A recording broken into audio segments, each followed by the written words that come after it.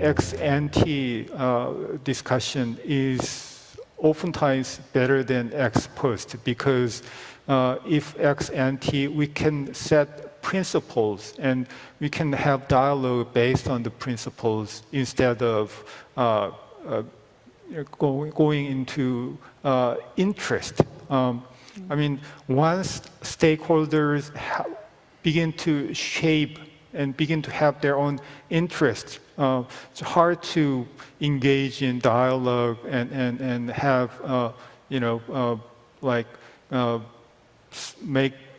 ask them to have some sort of sacrifice in return for some sort of gains for everyone else.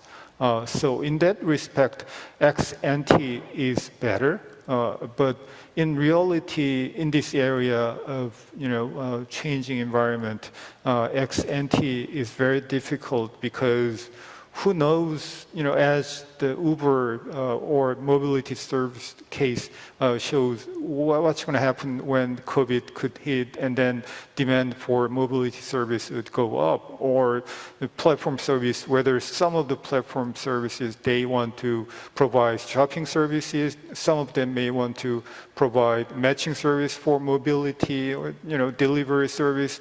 Each platform has its own different business agenda, and hard to make prediction. And having ex post discussion would give more concrete ideas and more concrete items for discussion and trade among stakeholders. So if we consider that kind of uncertainty, ex post discussion could make some sense. First, about the Uber case that you mentioned, there was a big controversy in Korea as well.